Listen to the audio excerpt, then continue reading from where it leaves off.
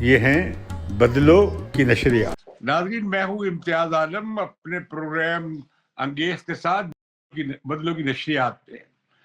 میرے ساتھ اس وقت پاکستان کے مایہ ناز معیشت دان استاد، اور ابھی انہوں نے ایک پاکستان کے لیے قومی معاشی ایجنڈا دیا ہے، اور ابھی ان کی بڑی شہرہ آفاق کتاب جو ان کی 40 سال کی بڑی ارکریزی اور محنت اور ریسرچ کا نتیجہ ہے، وہ سارے پاکستان کے معیشت میں دلچسپی رکھنے والے حضرات، خاص طور پر طالب علموں، ماہرین اور سیاستدانوں کو پڑھنی چاہیے، اور صحافیوں کو بھی پڑھنی چاہیے.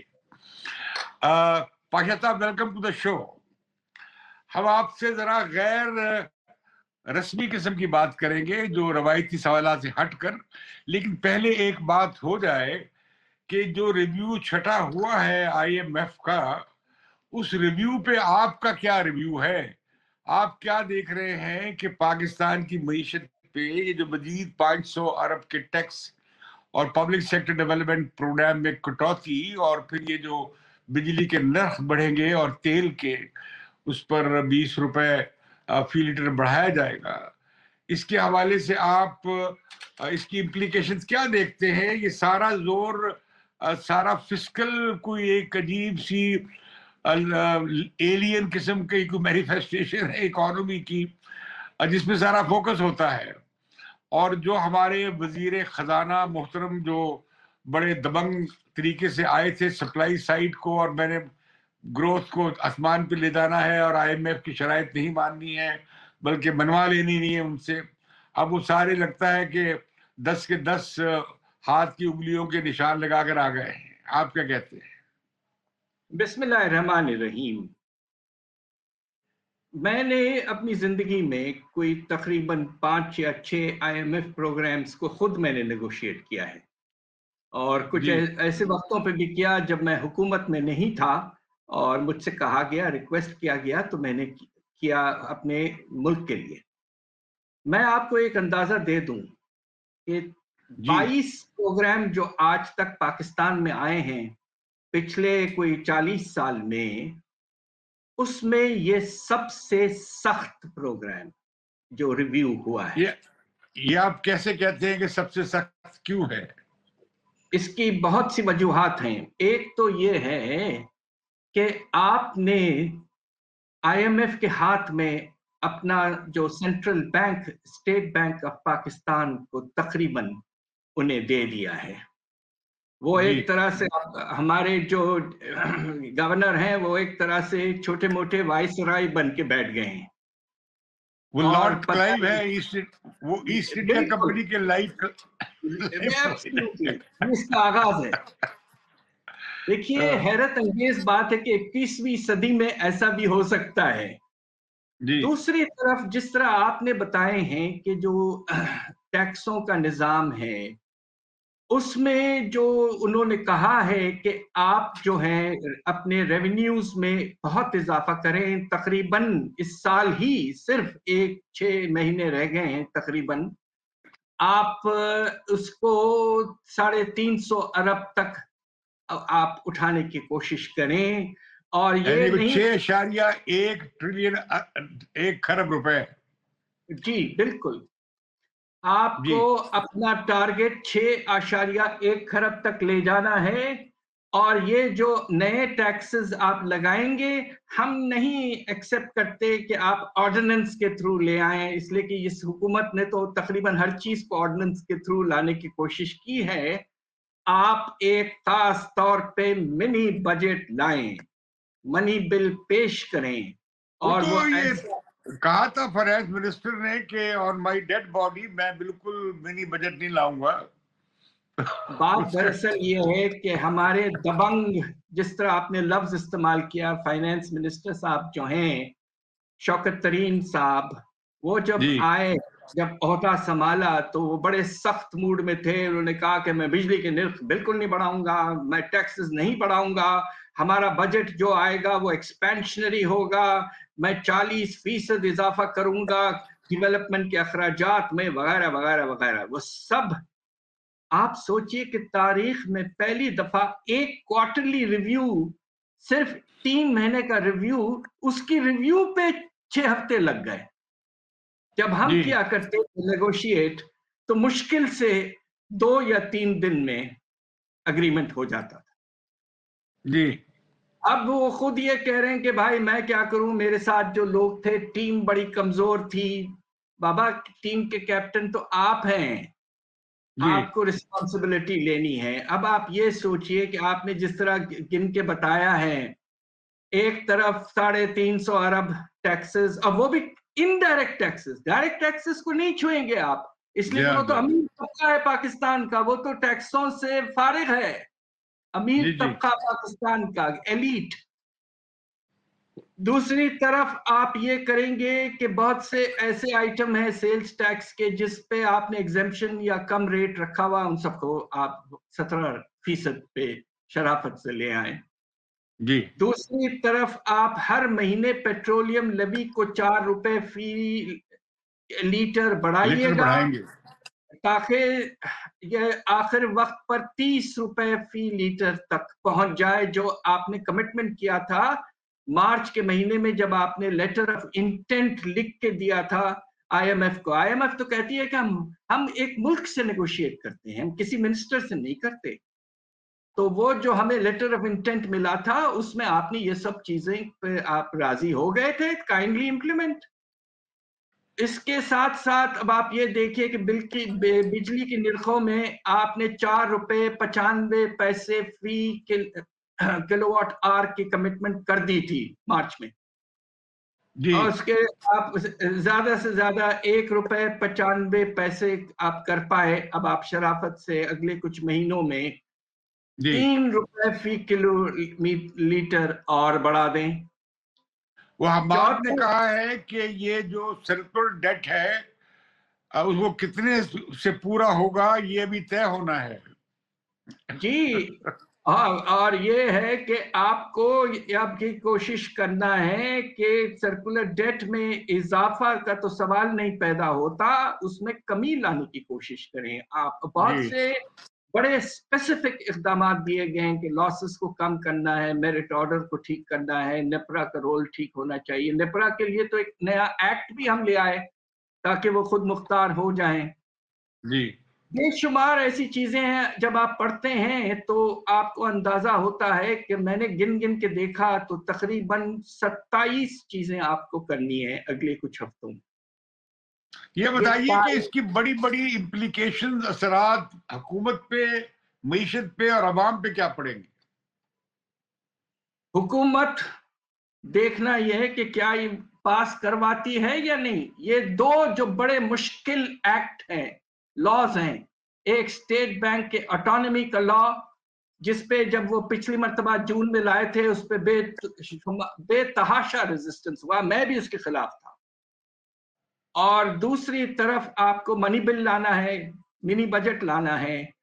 اب یہ 2 چیزیں اس وقت جب یہ حکومت کافی مشکلات میں رہی ہے، کیا وہ اس کو پاس کروا لیں گے؟ کیا ان کے اپنے جو ساتھی ہیں وہ مان جائیں گے؟ اور اب 33 بل ابھی انہوں نے منظور کروائے ہیں، اور سینٹ میں جہاں اپوزیشن کی اکثریت ہے وہاں سے بھی 7-8 قوانین پلک جھپکتے انہوں نے کروا لیے. اور یہ جو اسٹیٹ بینک والا ہے یہ منی بل کا حصہ بن جائے گا، سینٹ میں لے جانا نہیں پڑے گا. نہیں، علیحدہ ہوگا. یہ منی بل کا حصہ نہیں ہے، علیحدہ سپریٹ. اس لیے کہ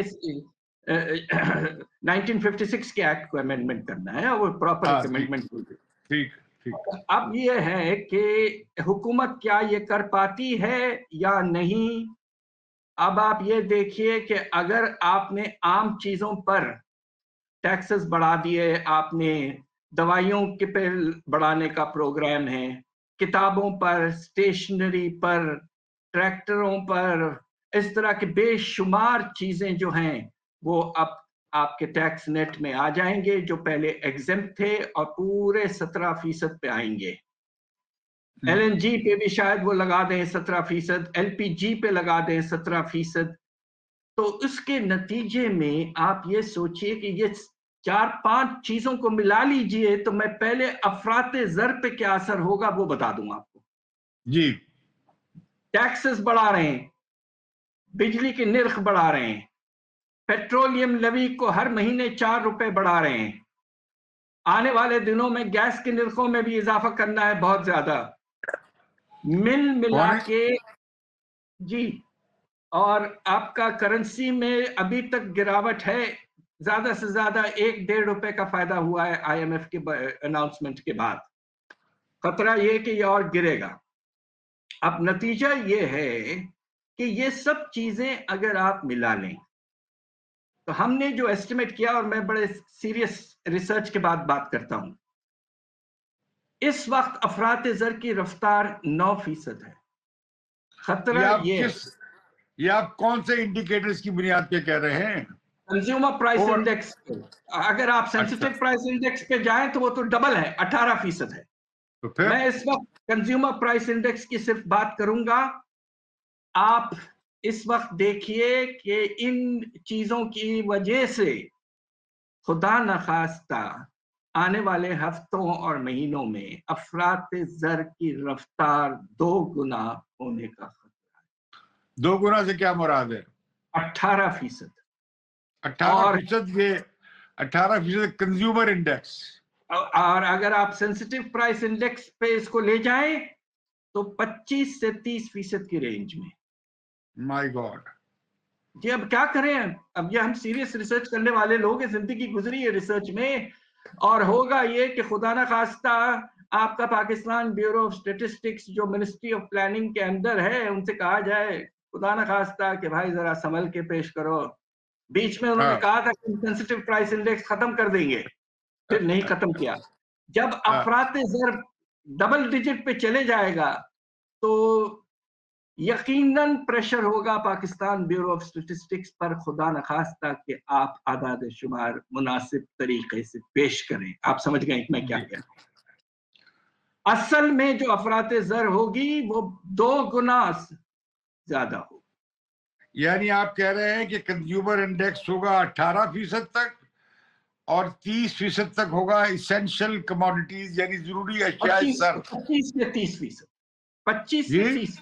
25 से 30 जी। अब आप मुझे ये बताइए कि जिन लोगों के हालात कोविड के बाद खराब हो चुके थे जी, और आप ये देखिए कि एक मजदूर पाकिस्तान का जिसकी आमदनी 3 साल पहले 20,000 थी, उसमें कोई खास इजाफा तो नहीं हुआ, बहुत से बेचारे बेरोजगार हो गए, मगर जिनको रोजी मिल भी रही है उनकी आमदनी जो है वो एक लिहाज से 20,000 से कम होकर रियल टर्म्स में 14,000 रह गई, 13,000 रह गई। अब आप सोचिए कि कैसे एक घराना जिसमें 6 से 8 लोग हों वो अपनी जिंदगी कैसे गुजारेंगे। और अब ये जो धमाका होने वाला है IMF का, उसके नतीजे में आप ये देखेंगे कि वही शख्स जो है बेचारा, उसको और 5 से 6,000 रुपए का नुकसान हर महीने होता रहेगा। हमारी जो प्यारी सी अच्छी सी हुकूमत है उसने तो एक बड़ा पैकेज अनाउंस किया है, आपको सुन के खुशी होगी कि उनको हर महीने 1,000 रुपए एक्स्ट्रा मिलेगा, और जबकि नुकसान 5 से 6,000 रुपए होने का खतरा मौजूद है। मैं आपसे खुल के बात कर रहा हूं इसलिए कि दुख बेतहाशा हो रहा है कि पाकिस्तान के साथ क्या किया जा रहा है। और ये तो आप कह रहे हैं कि असल इनकम जो है वो मजदूर की जिसकी 20,000 थी वो पहले ही रह गई 14,000 पैसे की, रुपए की वैल्यू कम होने की बायस। अब ये जो महंगाई का अगला रेला आएगा तो उसकी तनख्वाह रह जाएगी 9,000 रुपए, 9-10 हजार मुश्किल से इन रियल टर्म्स। उसकी परचेसिंग पावर आधी हो चुकी होगी। दोस्त आप मुझे बताइए कि इन हालात में एक तरफ हमारे कंपनियां जो हैं रिकॉर्ड प्रॉफिट बना रहे हैं, दूसरी तरफ हमारा मजदूर पिस रहा है, हमारे गरीब और मिडिल क्लास घराने पिस रहे हैं जी। तो आप क्या सेल्स टैक्स इस वक्त आपको लगाना चाहिए था? आपको तो इनकम टैक्स में इजाफा करना चाहिए था। पर पता नहीं क्यों ہماری ایلیٹ اتنی پاورفل ہے، اتنی طاقتور ہے. میں آپ کو ایک چھوٹا سا اگزامپل دے دوں اگر آپ کی اجازت ہو. دے دوں؟ جی جی پلیز. پاکستان میں ہمارے جو زمیندار ہیں 1% فارمرز میں سے، 1% کاشتکاروں میں سے، آپ کو پتا ہے عالم صاحب ان کے پاس کتنی زمین ہے؟ 22%. 22%. جی آفیشل یہ گورنمنٹ کا فگر ہے ایگریکلچرل سینسس کا. اس سال اندازہ یہ ہے کہ پچھلے سال رادر اندازہ یہ ہے کہ ان کی نیٹ آمدنی، یہ 40-50 گھرانے ہیں صرف، ان کی نیٹ آمدنی جو ہے وہ 1000 ارب کے لگ بھگ تھی. انکم ٹیکس کتنا دیا؟ 3 ارب. 3 ارب. اللہ بچائے. ایک اور ایگزامپل دے دوں آپ کو اجازت ہو.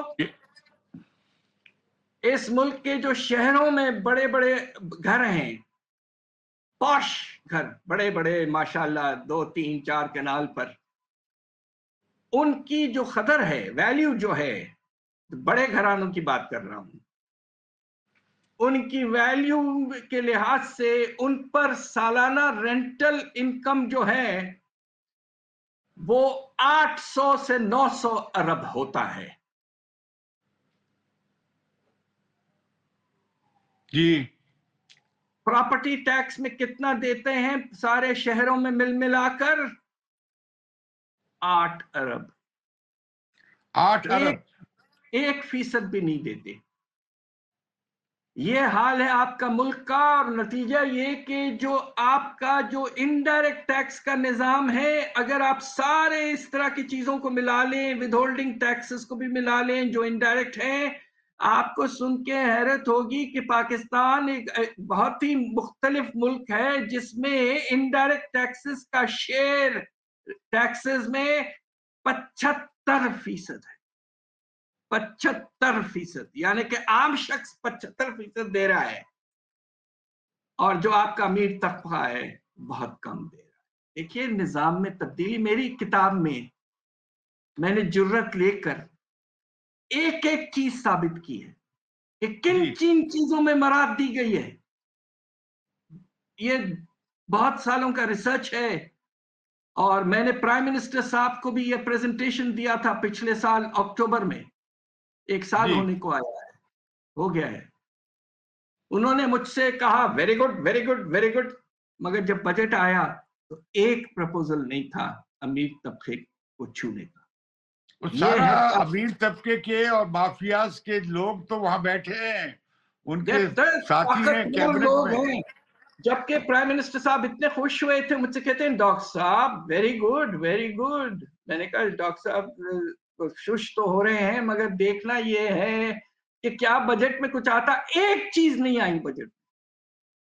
یہ بتائیں کہ اب کیا ہوگا اگلے مہینوں میں، اور 2002 اور 2003 میں کیا آپ نقشہ دیکھ رہے ہیں معیشت کا؟ دیکھیے اگر ہم اس سے نکل آئیں اور ہمارا کرنٹ اکاؤنٹ ڈیفیسٹ جو ہے، جو تجارتی خسارہ جو ہے، آپ کو تو حیرت ہوگی. آپ نے تو دیکھا ہوگا کہ پچھلے 4 مہینے میں 5 ارب ڈالر کا خسارہ ہو چکا ہے. خطرہ یہ ہے کہ یہ اسی رفتار سے چلتا رہے تو سال میں آپ کا تجارتی خسارہ 15 ارب ڈالر ہو سکتا ہے. اور ساتھ ساتھ قرضوں کی واپسی کا جو آپ کی پیمنٹ کرنی ہے 11 سے 12 ارب ڈالر. پاکستان کو اس وقت خساروں اور قرضوں کی واپسی کرنے کے لیے اس سال 25 کم از کم سے 26 ارب ڈالر چاہیے. کہاں سے آئیں گے؟ اور قرضوں کے لیے 11 اور تجارتی خسارہ 15. یہ پیسے کہاں سے آئیں گے؟ اسی لیے تو ہم بیٹھ کے، اگر آپ اجازت دیں تو ایک ذرا سخت لفظ استعمال کر لوں، جی اس لیے ہم IMF کے سامنے لنگے ہو گئے. جی اس لیے کہ اگر آپ آئی ایم ایف کے پنجے سے نکلنے کی کوشش کرتے تو آپ کہاں سے لائیں گے یہ $26 بلین؟ سعودی عرب سے لے لیں گے، چین سے لے لیں گے، کشکول بڑھا دیں گے، لیتے رہے ہیں نا ماضی میں۔ 4 یا 5 ارب ڈالر زیادہ سے زیادہ مل سکتا ہے۔ چائنا تو اب کافی حد تک کہہ چکا ہے کہ بھائی ہم نے بہت دے دیا آپ کو، اور جو سعودی عربیہ نے 3 ارب ڈالر کی کمٹمنٹ کی تھی وہ ابھی تک آیا نہیں ہے پیسہ۔ کون آپ کو پیسہ دے گا جب لوگوں کو خطرہ یہ موجود ہے کہ بھائی یہ واپس نہیں کر پائیں گے شاید۔ اچھا، آئی ایم ایف کا پروگرام جو ہے سپٹمبر 22 میں ختم ہو رہا ہے، اگلے 9 مہینے میں ختم، درست۔ ماشاءاللہ۔ اس کے بعد آپ کیا کریں گے؟ تو آپ کو سوچنا چاہیے تھا۔ ہم نے پہلے جب حکومت آئی تھی، میری جب بات ہوئی تھی، میں نے پرائم منسٹر سے کہا پرائم منسٹر صاحب ہو سکے تو کوشش کریے کہ ہم سیلف ریلائنس کی طرف آہستہ آہستہ آگے بڑھیں، اور اس پہ میں اور اسد عمر نے بھی کچھ کام کیا تھا، مگر وقت آنے پر وہی طبقہ جو ہے جس کو آسانی چاہیے، جو نہیں چاہتے کہ بوجھ بڑھے، انہوں نے فورس کیا کہ ہم آئی ایم ایف کے ساتھ جا کے پروگرام دستخط کر لیں اور آئی ایم ایف کی جال میں پھنس جائیں۔ اب تو پوزیشن یہ ہے کہ چونکہ دنیا کا سپر پاور ہم سے کچھ تھوڑا ناراض ہے اور وہ آئی ایم ایف کا سب سے بڑا ممبر ہے ایگزیکٹو بورڈ کا، تو آپ کو اندازہ ہوگا کہ پریشر کہاں سے بھی آ رہا ہے۔ تو آپ کیا ایمپلوئر دیکھ رہے ہیں، آپ بینکرپسی دیکھ رہے ہیں، آپ ایکسپلوژن دیکھ رہے ہیں؟ مجھے تو اکنامک ایمپلوژن ہوتا نظر آ رہا ہے۔ اس کا بہت زیادہ خطرہ خدا نخواستہ موجود ہے۔ مجھے آپ یہ بتائیے، پولیٹیکل اکانومی کا سوال ہے کہ چھوٹی سی آپ کی پدی سی معیشت ہے، آپ کا اکنامک بیس، اس کے اوپر جو سپر سٹرکچر ہے وہ اتنا ہیوج ہے کہ ہم کہتے ہیں ہم 5ویں بڑی فوج ہے، ہم ایٹامک پاور ہیں، ہماری اتنی اسٹینڈنگ آرمی ہے، ہماری اتنی بیوروکریسی ہے، ہماری اتنی ہیوج فیڈرل گورنمنٹ ہے 18ویں ترمیم کے باوجود۔ تو کیا یہ چھوٹی سی ہماری معیشت ایک پسماندہ زراعت کی اور صنعت میں اور سرمایہ میں اور سروسز میں ایکیومولیشن کا لیول بہت لو ہے، لو ٹیکس، لو ایکیومولیشن، لو ویلیو ایڈیشن کی اکانومی میں، اس کے اوپر اتنی ہیوج اسٹیٹ بلڈ آپ نے کر دی ہے، کیا یہ کمپیٹیبل ہے وہ سپر سٹرکچر اکنامک بیس کے ساتھ؟ یہ چل سکتا ہے یا یہ چل نہیں سکتا؟ دوسری بات یہ ہے کہ یہ ڈیپینڈنٹ اکانومی ہے، کیا اس کا کرائسس اپنی آخری پوائنٹ پہ نہیں پہنچ گیا؟ یہ 2 سوال ہیں میرے آپ سے۔ بہت اہم سوال، اور یہ سوال اس لیے آئے ہیں کہ آپ نے بھی اپنی پوری زندگی پاکستان کے معاشی حالات کو دیکھا ہے، اوپر نیچے، اتار چڑھاؤ۔ میں آپ کو کچھ اعداد شمار پیش کر دیتا ہوں تو اس سے آپ کو فوراً اندازہ ہو جائے گا کہ یہ جو سپر سٹرکچر ہے، جو برڈن ہے، بوجھ ہے، وہ کتنا بڑا ہے۔ سب سے پہلے قرضوں کی سود 3100 ارب، 3100 ارب۔ نمبر 2، ڈیفنس پہ خرچہ 1800 ارب۔ سول پینشنز پہ چاروں پروونشل گورنمنٹ اور فیڈرل گورنمنٹ ملا لیں، پینشن کا سالانہ بل سول جو امپلائیز ہیں ان کا 600 ارب۔ اور پھر اس کے اوپر ابھی تک کہانی پوری نہیں ہوئی، آپ کے ماشاءاللہ 200 عدد اسٹیٹ انٹرپرائزز جو ہیں۔ نہیں، فوجی پینشن کتنی ہے؟ 400-450 ارب، وہ میں نے 1700 میں ملا دیا، 1700 ارب میں نے ملا دیا تھا آرمی کے پینشن کو۔ 1800 ارب میں جو 1800 کا فگر میں نے آپ کو دیا تھا نا، اس میں وہ انکلوڈڈ ہے۔ सिविलियन पेंशन 600 अरब है, ठीक है। आपका इसके ऊपर जो बोझ आपके माशाल्लाह 200, जिसे हम स्टेट ओन्ड एंटरप्राइजेस यानी कि पब्लिक सेक्टर के इदारे जो हैं, हुकूमती इदारे, उनका बोझ आप पर 850 अरब है। आपका जो गारंटी जो कर्जे आपने इन इदारों के लिए लिए हैं 1500 अरब है वो, और सोने पे सुहागा सर्कुलर डेट हमारे पावर सेक्टर का तकरीबन 2500 अरब हो चुका है। मिला लूं आपको सारा बताऊं टोटल कितनी लायबिलिटी है? 3000, 1800, 600, 850, 1500, 2500, 10,250 अरब का बोझ आप पर खड़ा हुआ है।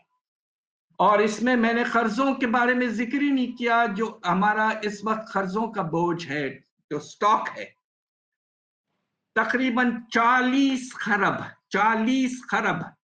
मैंने तो आपको सूद की पेमेंट का जिक्र किया ना, उस सूद का जो उसके पीछे जो कर्जा है वो 40,000 अरब है।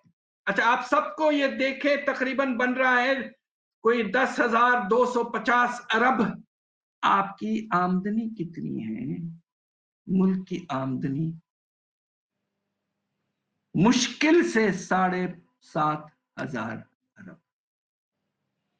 7,500 अरब। हाँ, इसमें मैंने बहुत से दूसरे खर्चे आपको नहीं बताए। एक तो गवर्नमेंट का अपना एडमिनिस्ट्रेशन कॉस्ट, यानी कि जो अफसर बैठे हैं, जो एम्प्लॉइज बैठे हैं, उनके ऑपरेटिंग कॉस्ट वगैरह, वो भी कोई 600-700 अरब सिर्फ फेडरल गवर्नमेंट का है। अगर आप चारों प्रोविंशियल गवर्नमेंट्स को मिला लें तो ये तकरीबन 2000 अरब यही बन जाता है।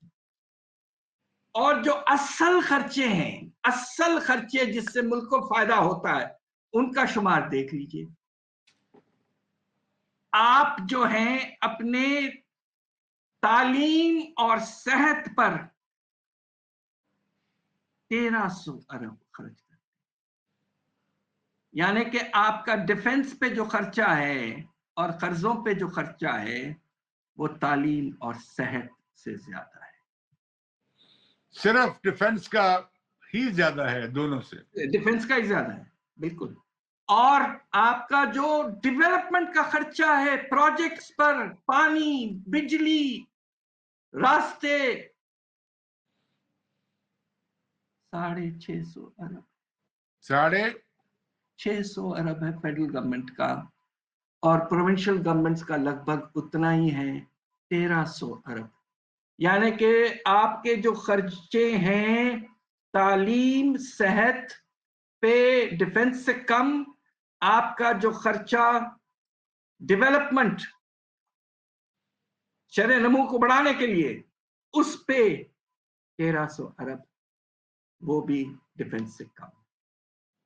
आप मुझे बताइए कि इतना बड़ा बोझ कब तक आप संभालते रहेंगे? और एक और आखिरी स्टैटिस्टिक दे दूं आपको, बुरा न माने तो, जो टैक्स के मराद और कंसेशंस इनकम टैक्स में दिए गए हैं, wealth tax, property tax, capital value tax, सारे जो प्रोग्रेसिव टैक्सेस हैं, और जिस तरह जमीनों का एक्सेस, लोन्स का एक्सेस, ये सब मिला लें, जो तोहफे और जो आपने फायदे पहुंचाए हैं आपके एलीट को, 1% एलीट,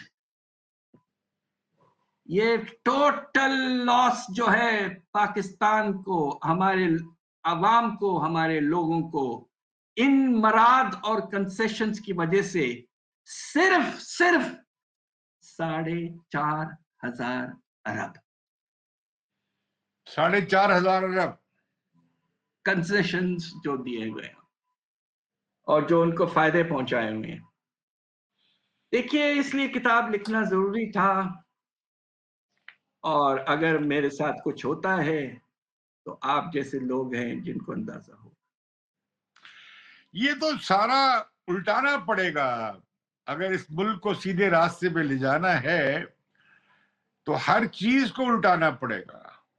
ये जो 1% की मराहत है वो खत्म करनी पड़ेगी, और ये जो 60-70% अवाम है उन्हें उठाना पड़ेगा, तरक्की के मॉडल में उन्हें शरीक करना पड़ेगा। ये जो इतना ह्यूज सुपर स्ट्रक्चर बना दिया है हमने, उसे स्लैश डाउन करना पड़ेगा, इकोनॉमी को प्रोडक्टिव और पार्टिसिपेटरी बनाना पड़ेगा, जाने क्या कुछ करना पड़ेगा। मुझे तो कोई अगली हुकूमत चलती नजर नहीं आती इस हालत में। कौन ठीक कर सकता है इसे? और एक और चीज कह दूं, आपकी इजाजत हो, इसलिए कि आपसे मैं खुल के बात कर रहा हूं जी। अब गरीब लोगों के लिए बजट में जो प्रोविजन है, कुल हर चीज, सब्सिडी, एहसास प्रोग्राम, आपके मुख्तलिफ इंटरवेंशंस, कामयाब जवान, ये वो जो हुकूमत लाई है, वो सब मिला ले 400 अरब। 400 अरब मुश्किल से। हुकूमत के अपने अफसरों और स्टाफ पर ही 600 अरब का खर्चा है। ये कौन सी प्रायोरिटीज है, कौन सा निजाम है? देखिए, ये खवास का 10 नगर मईशत का तुफैली रियासत का निजाम है जो अब अपने अंजाम को पहुंच रहा है। इसके बाद इसे बचाए रखने का कोई रास्ता नहीं है। बताएं, किसी के पास है रास्ता इससे? अब आप मैं इस देखिए, साथ साथ अब हमारा IMF आकर एक वाइसराय बिठा दिया है।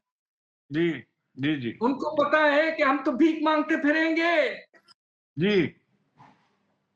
तो हमारे एक बड़े मुहज्जब प्राइम मिनिस्टर एब्सोल्युटली नॉट कह पाएंगे।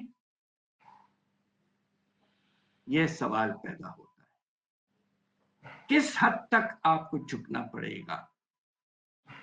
ये बहुत बड़ा सवाल है। मुझे जिंदगी के आखिरी दिनों में, चूंकि मैं काफी बीमार हूं, हमने 40 साल इस मुल्क की खिदमत की। आपको हैरत होगी, मैं स्टैनफोर्ड यूनिवर्सिटी का top fastest PhD in their history था। मुझे MIT में प्रोफेसरशिप मिली थी। छोड़ के अपने मुल्क में आके काम किया हमने, गुर्बत में जिंदगी गुजारी, हजारों बच्चों को पैदा किया, कुछ तो मेरे बच्चे फाइनेंस मिनिस्टर भी बने। दुख होता है, दुख होता है। इस कदर जुल्म से हमारे जो एलीट है, इस मुल्क का खून चूसा है। अब मैं एक और बात कह दूं, बाबा, अगर आपको ये सब मराद मिल रहे थे तो खुदा के लिए वो पैसे आप मुल्क में ही लगा देते, तो कोई इन्वेस्टमेंट हो जाती, कोई रोजगार निकल आता। पिछले बहुत अरसे से पैसा जो यहां से जनरेट होता है वो कहीं और चले जाता है। तो ये कैसे चलेगा आलम साहब, आप मुझे बताएं। नहीं चल सकता। आपका बहुत शुक्रिया। अब अगली एक नशिस्त आपसे करेंगे कि रास्ता क्या निकल सकता है। इंशाल्लाह। और मैं अपनी फ्रेमवर्क में, इस फ्रेमवर्क में तो नहीं निकल सकता, नहीं निकल सकता। और मैं अपनी किताब में जो फ्रेमवर्क मैंने डेवलप किया वो मैं आपको वाजे कर दूंगा। मैं अभी फौरन आपको ईमेल कर रहा हूं किताब, आप मुझे भेजिए, फिर हम अगला शो करेंगे कि निजात का रास्ता क्या है, इस बहरान से और अजाब से निकलने की रास्ता क्या है। Absolutely agreed.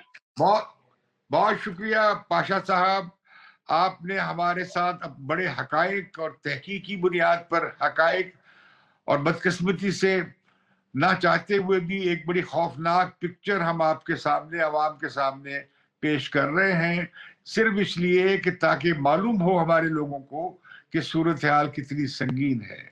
मामला एक हुकूमत या दूसरी हुकूमत का नहीं है, इस पूरे निज़ाम का है जो अब डिलीवर मजीद नहीं कर सकता। ये छोटी सी मईशत इतनी ह्यूज सलामती की रियासत का बोझ नहीं उठा सकती, ना ही अब कर्जों के लिए कोई कर्जे मजीद रहने की कोई ज्यादा गुंजाइश हमें नजर आती है। اپنے آپ پہ انحصار کر کے اس ملک کی معیشت کو اپنے پاؤں پہ کھڑا کر کے اور پیداواری بنا کے اور لوگوں کو کاریگر اور کارآمد شہری بنا کر اور اپنے آپ پہ انحصار کر کے ہی کوئی رستہ نکل سکتا ہے. مجھے یہ بات فقط عمران خان حکومت یا فلاں حکومت کے موازنے کے پیش نظر میں نہیں کر رہا، بلکہ اگلی حکومت بھی اگر اسی ڈگر پہ چلے گی تو پاکستان کے مستقبل پہ خدا نخواستہ سوالیہ نشان رہے گا، بلکہ بڑھتا چلا جائے گا. مجھے اجازت دیجیے، میں پاشا صاحب سے پھر درخواست کروں گا کہ ان سے ہم اگلی بار ایک متبادل ایجنڈے پہ بات کریں گے. یہ مجھے کتاب بھیج رہے ہیں، میں بہت شکریہ ادا کرنا چاہتا ہوں. بازار سے مل جاتی ہے تو میں خرید کے ضرور پڑھتا ہوں. آپ کا شکریہ بہت پاشا صاحب. ناظرین مجھے اجازت دیجیے، بدلوں کی نشریات کو سبسکرائب کیجیے. آپ کا شکریہ.